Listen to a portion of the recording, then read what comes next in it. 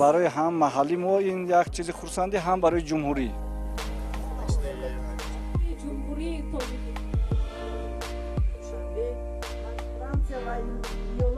Очень хотелось бы, чтобы вся Центральная Азия сейчас выступала на мировом уровне.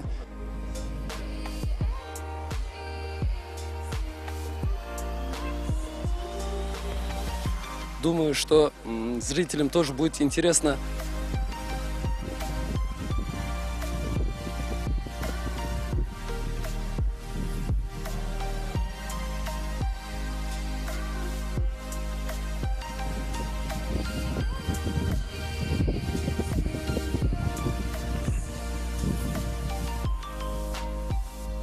Очень хороший старт, очень большой, есть где раскладывать крыло и спокойно подготовиться.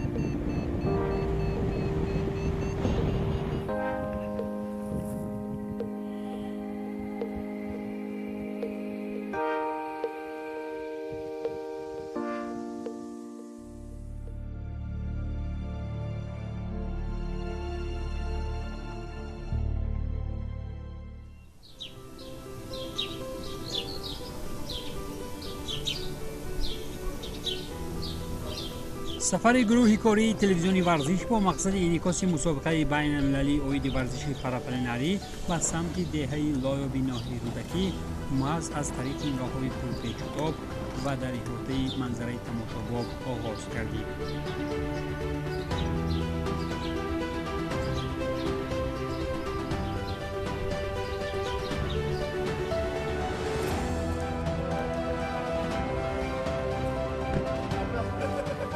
برای برگزاری این مسابقه بین المللی البته که تلاش‌های زیادی به کار برده شد و چطور مشاهده می‌شد کلی چیز به درستی پیش می‌رفت.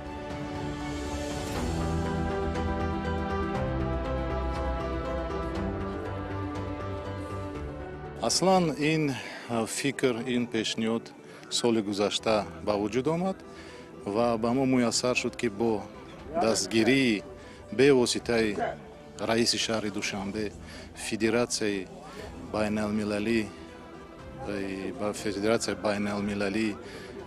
авиатсионӣ муроҷиат кунем. Тавассути ин федератсия пешниҳоди мо қабул шуд барои баргузор намудани ин сабқати байналмилалӣ ва муҳтарам раиси шаҳр бо тими касбияш ба мо кӯмак кард ки ҳамин чорабиниро баргузор кунем.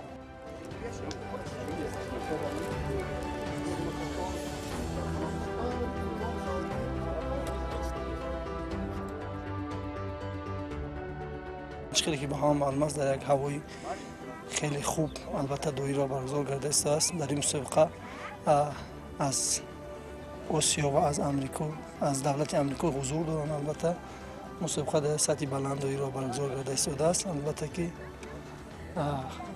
در آینده کوشش میکنیم که ما مسئولین سوها همین خیلی مسابقه زیادتر گردن. البته نفرهای خارجی آمده از وطن زیبای ما دیدن کنند. امروز یک واقعه مهم برپا شده است در تاجیکستان که این در آینده نتیجه خوب نظر است و خوب می‌دهد در سمت رشد ورزش پرواز با پراپلان، در سمت رشد سیاحی ورزشی تاجیکستان. تشکیل کننده مسابقه بین‌المللی فدراسیای پرواز کنندگان با پراپلان تاجیکستان در همکاری با فدراسیای قزاقستان است. اما سرپرست، دستگیر و مسئول برگزاری این مسابقه حکومت شهر دوشنبه است که و ما امروز می‌بینیم که با چقدر سطح بلند گذشته شده است. همه ورزشکاران مهمانایی که ما با اینها در دیگر مسابقه واخورده بودیم همین روز از تاجیکستان همین خیلی تاثیرات مثبت و نیک دارند که تو حال در هیجان هستند.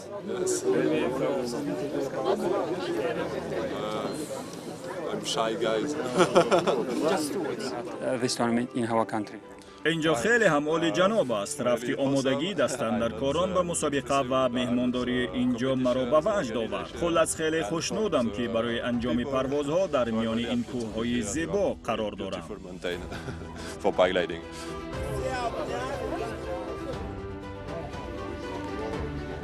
В целях развития этого спорта хотим, чтобы вся Центральная Азия, они развивались, тоже участвовали на мировых турнирах. Для этого вот, местные организаторы очень хорошо организовывают. Это прям мировой уровень, даже выше мирового уровня, потому что мы по миру ездим по разным странам и смотрим, какие организации. Ну тут такое, если честно, я впервые вижу, что прям сопровождение, вот это, столько машин, такой праздник, это классно вообще, высший уровень. И здесь, думаю, можно проводить не только Кубок Центральной Азии и Кубок мира.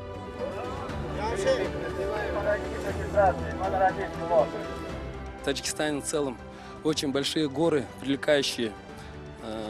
Думаю, что туристы тоже будут чаще приходить, летать. Надеюсь, что такие мероприятия будут почаще. Спасибо огромное всем. Впечатления вообще от самой страны очень хорошие, от самого Душанбе вообще в восторге мы. Соревнования это мои не первые, но в Таджикистане именно это первые соревнования, как я знаю. В целом accuracy, именно точность приземления тут первые соревнования такие. Очень классно устроили тут все такое, так встречают классно. В целом соревнования видно, что очень будут проходить на очень высоком уровне. Волнения особо еще нет, но обычно волнение появляется на старте. Так что, думаю, главное, чтобы безопасно полетали. И в целом всем желаю удачи, процветания.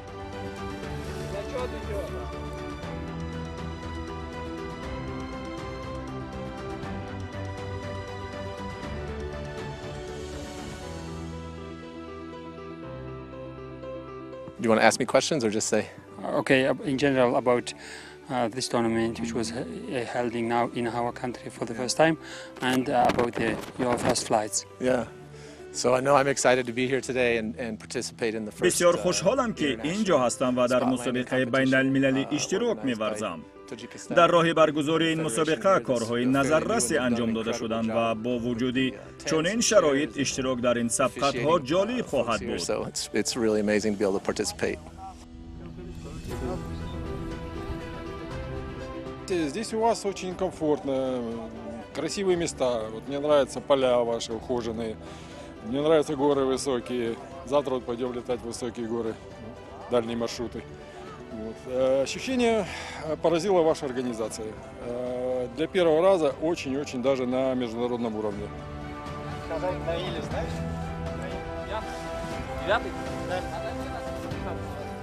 Таджикистан проводит первый раз турнир такого масштаба. Он вложил просто огромные силы, сделал такое масштабное мероприятие, которое не только спортивное, но и культурное. Многие люди впервые узнали, что такое парапланный спорт. И я думаю, это будет большим задатком для того, чтобы парапланный спорт в Таджикистане развивался.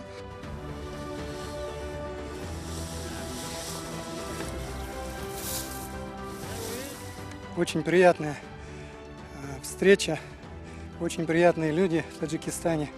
Ощущения только отличные. Вот, очень гостеприимно все, здорово организовано. Молодцы.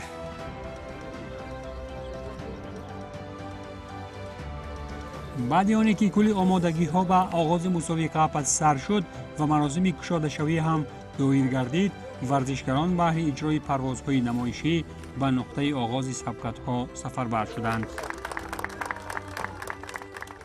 دوستان عزیز، ما عین حال در مکان اساسی آغاز اولین مسابقه بین المللی اوید به پاراپلانریزم در کشور ما قرار داریم و ما از در همین مکان ورزشکاران دولت‌های اشتراکچی سبقت‌های خود را آغاز می‌کنند و بعد از چند فرصت ما البته شاهد رویدادی تاریخی میشیم و البته که در اینجا رقابت‌های نمایشی با اشتراک ورزشکاران دولت‌های اشتراکچی در حضور تماشابینان آغاز می‌شوند.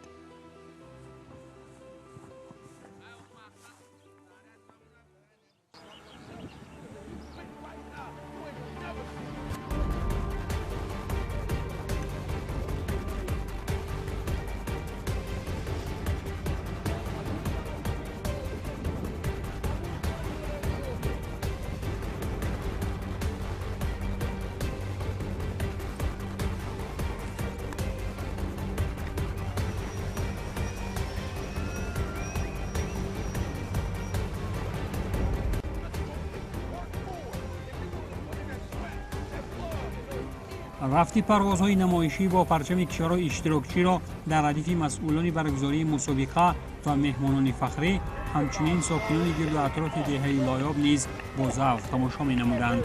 عملی شدن چنین سبقت‌های جالب پروازی برای هر خرد و بزرگ این مکان و یک جشن خاطرمان تبدیل یافته بود.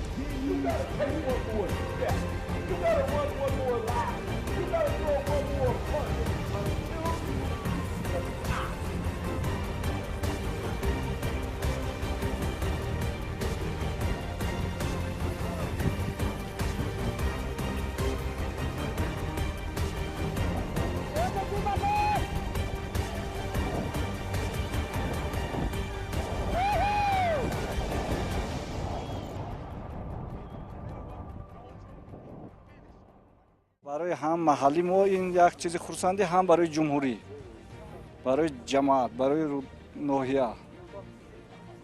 اما اینجا در جماعت قبله‌ای دهه لوب این معرکه که گذشته نه تنها در محله بلکه در مقیاس جمهوری یکمین مراتبه است. به فکر من این برای ما بسیار اهمیت کلان دارد، یعنی که آبروی هم جمهوری هم ناحیه هم منطقه برداشته می شود.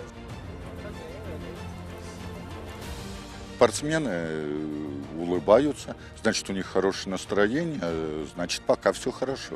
Как начнутся первые старты, посмотрим уровень безопасности, уровень погоды, ну и результаты, естественно, спортсменов.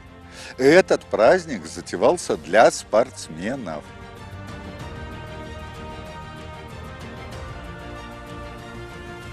من باری اول میبینم که در یعنی دهه ما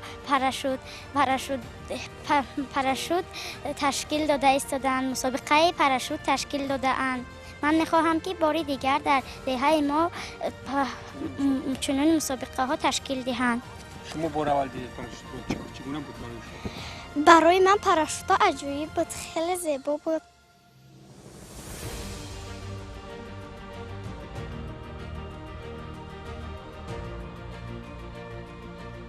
ما خیلی خرسند شدیم با این مسابقه آمدیم، خیلی شوق‌آور گذشت و ما می‌خواهیم که در همه آینده در همین کشور تاجیکستان باز هم خیلی مسابقه ها زیاد گردن.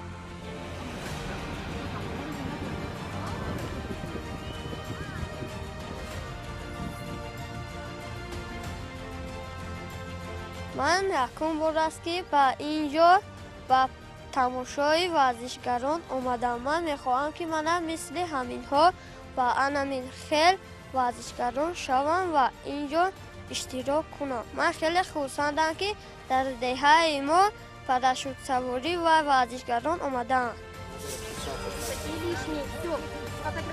این زمان تماشا داریم، همه جهت نظارت ها رو خوب برده ایستادیم، چون که مسابقه حل طلب، مسابقه شفاف، مسابقه به نهایت خوب که چون که ورزشکاران آینده ما گویا که درس عبرت باشند، چون که ورزش قاصد صلح است، ورزش مسابقه بین دولت ها می باشد، دوستی رفاقت بین دولت ها می باشد.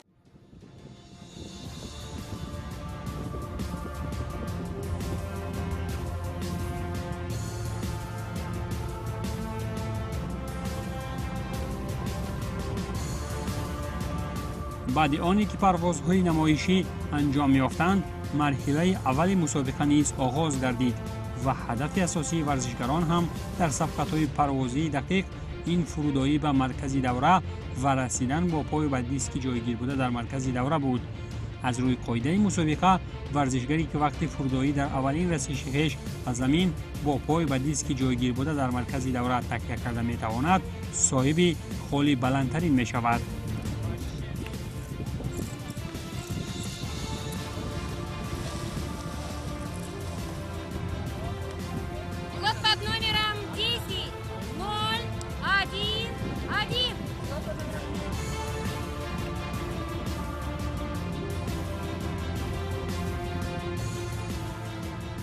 ورزشگران تاجیک در دوام این سبقت‌ها هرچند که در قیاس به حریفان خارجی خویش تجربه‌های کمتری پروازی داشتند، تلاش می‌نمودند تا پروازهای موفق انجام دهند.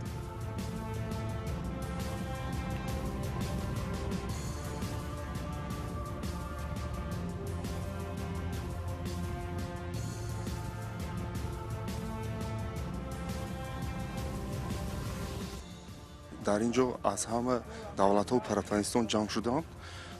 Бисёр чизҳои аз ино омӯхтем. Мо чанд сол боз парвоз карда бошем, дар бори нигоҳбини параплан, дар бори ҳамон ресмонҳое ки дар пеш аз парвоз кашола кардан накор, ҳозир мо ҳамина омӯхтем.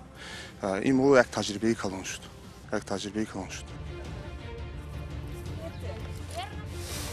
خوبیش در این که یکم بار در تاجیکستان همه چیزی بهترین کار شد. اینا مردم هم میدونن که هر یک نمود اسپورت ورزش هست. پاراپلانیریزم شاید که در آینده بود دیگر جوانایی که هوس همین چیز رو داشتن پرواز کردن رو و نمیدونستن که کجا مراجعت کنن، در آینده میتونن این خیلی فدراسیون هم شده شد با جوانای سپورتسمن ورزشگری از حساب همین با زیادتر شوند.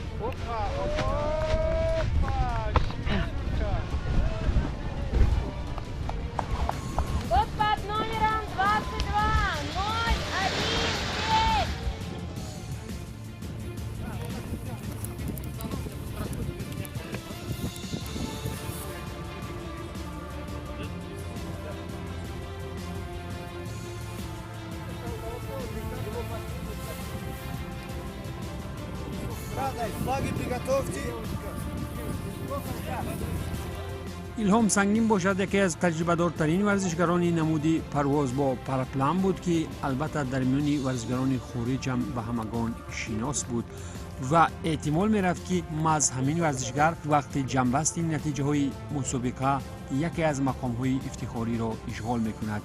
نفری که بهر رشد این نوع ورزش در تاجیکستان خدمت‌های باسزا کرده است و امید دارد که در آینده این نوع ورزش در کشور ما نیز آماده خواهد شد.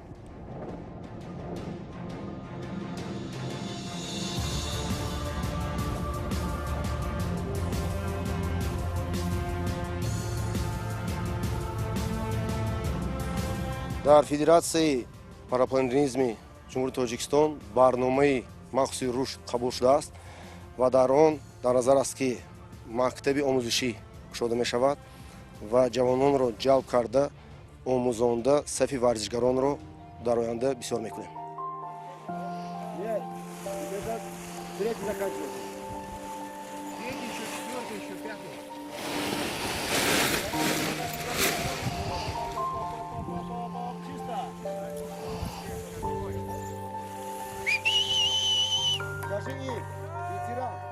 Нужна популяризация. Ну, как пример, был китайский фильм про парапланеристов, где там он спасает девушку с использованием параплана. После этого в Китае там был бум развития парапланеризма. Нужны вот такие соревнования.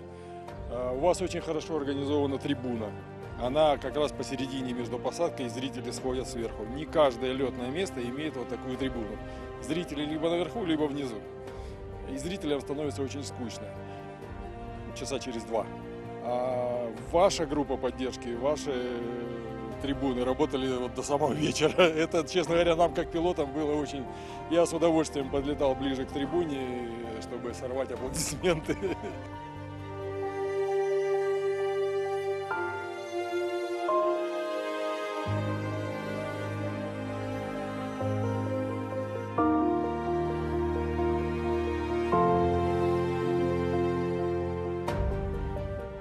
اگر از چهره‌های کامیاب این مسابقه حرف زنیم از روی شماره پروازهای موفق و کسبت عالی اینجا ورزشگران کشور قزاقستان در قیاس به حریفان دیگر خویش به قول یکسر و گردن بالا بودند. در میان ورزشگران قزاق میتوان از والری کاتیشلسکی 67 ساله در حلایدگی گفت، نفری که 7 سال باز از سن 60 سالگی پرنده پروازی میکند.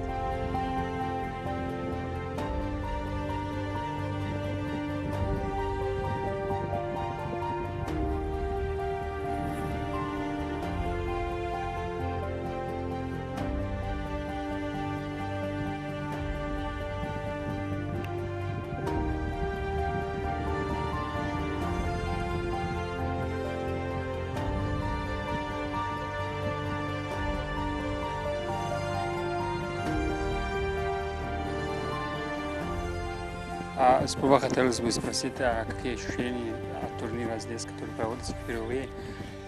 Ну, очень приятная встреча, очень приятные люди в Таджикистане. Ощущения только отличные. Вот, очень гостеприимно все, здорово организовано. У нас тут все известно, если ты в мишень не попал, то всем 200 ставится. Вот. Ну, а в дальнейшем, конечно, рассчитываем попасть в мишень.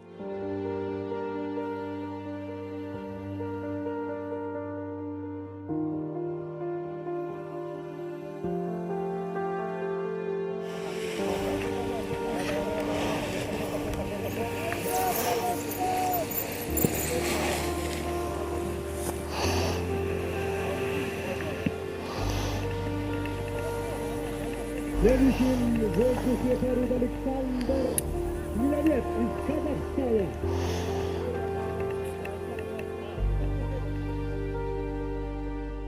Конечно, это грандиозный праздник для нас, для всех. Мы всегда любим соревнования, всегда ездим по всем соревнованиям, стараемся участвовать много.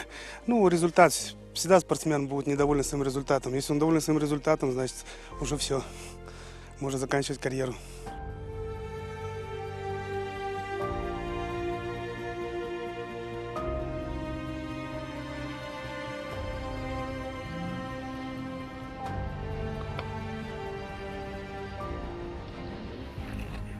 در مسیر اجرای تلاش‌های پروازی از جانب اشتراکچیان مسابقه در مرحله اول هنگام فرودایی به نقطه هدفرس دقیقیت ورزشگران قزاق مشاهده می‌شد و یکی از ورزشگران فعالی که قزاقستان را معرفی می‌کرد البینا ویرسکی دانسته شد.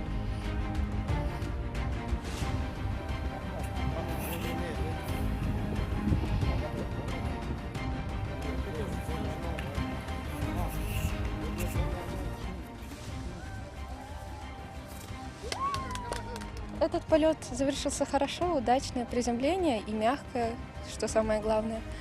А так, погода очень интересная. Для некоторых даже, наверное, не очень безопасная, потому что разный ветер и термики, это прогрев земли, может резко поднять пилота.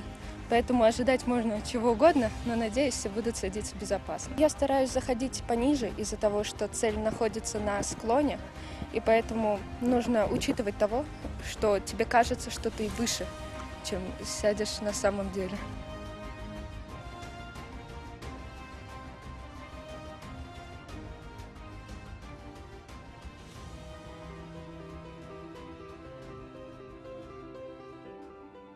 ما عین حال در نقطه اساسی فرودایی ورزشگران در اولین مسابقه بین‌المللی اید به پاراپلانریسم قرار داریم و ماز چند فرصت پیش در همین نقطه مرحله اول مسابقه انجام یافت و وابسته به بدگردنی وسیع بودوا اندک دسته‌درکاران مسابقه قرار گرفتند که تنفس اعلام کند و در نیمه دوم روز البته ورزشگران کوشش میکنند که پروازهای نوبتی خود را انجام دهند.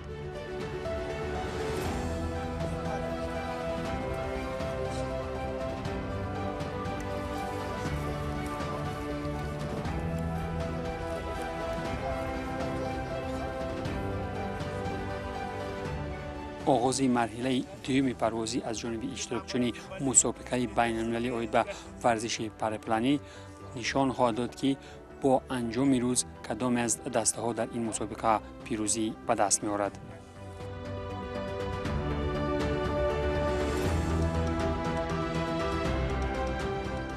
بعد انجام تنفسی به میان آمده وابسته به تغییرات باد و هوا، مرحله دوم اجرایش پروازها هم شروع گردید که در این مسیر هر یک اشتراکی 5 پرواز از روی دقیقیت انجام داد.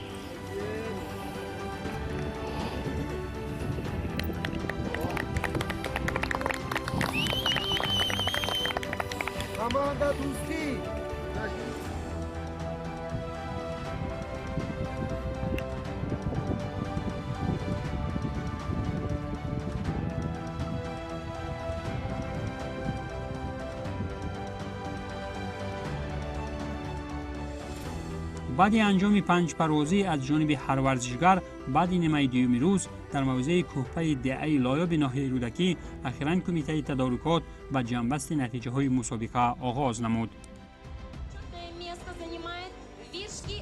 بعد جنبست نتیجه ها میان نورسان معلوم گردید که 3 نماینده کشور قزاقستان شامل 3 گانه بهترین ها شدند.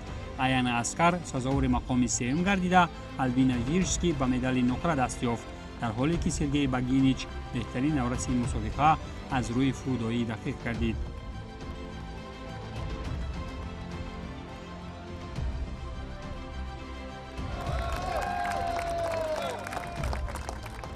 طبق نتیجه گیری از تلاش های پروازی ورزشگران در سبقت های انفرادی میان بانوان نیز 3 ورزشگر کشور قزاقستان 3 زینه اول را اشغال نمودند. زواره بچه و مقامدار زینه سوم گردیده، آیانا اسکر جای دوم گرفت و آلبینا ویرسکی باشد و گرفتن عنوان قهرمانی دست یافت.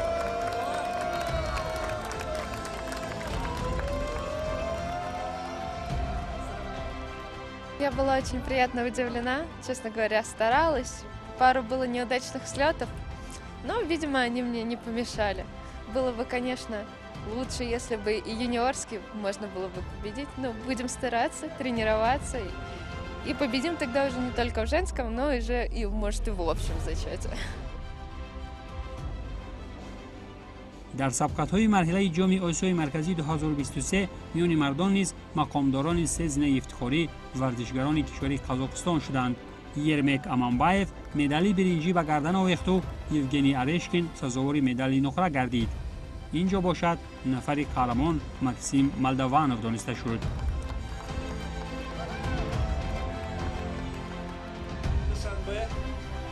Получается за первое место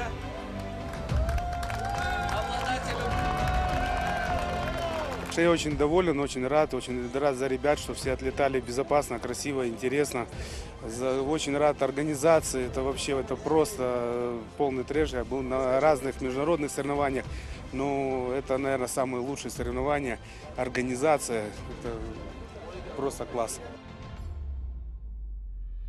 همچنین در رفت مراسم جایزه سپاری و ورزشگران بهترین از روی جنبستی سبقت‌های ملی مدال و افتخارنامه تقدیم کرده شد. اینجا جمشید جمیلوف شامل 3 گانه بهترین ها شده، محمود مقیموف سزاوار جای دوم و الهام سنگین باشد با نشانداد بهترین در مقام اول قرار گرفت.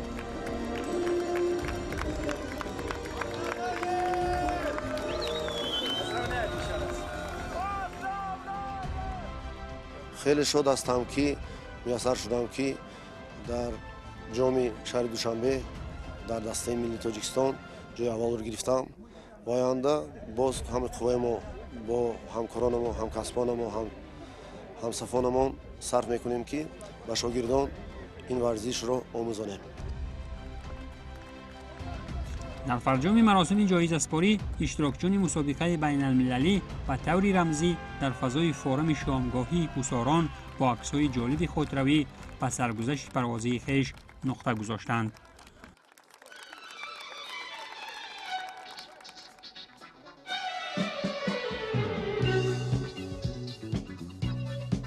Между нами памяти туман, ты как во сне, ты как во сне. Наверное, только бета-план поможет мне, поможет мне. Наивно это и смешно, но так легко моим плечам уже зовет меня в полет мой дельтаплан, мой дельтаплан.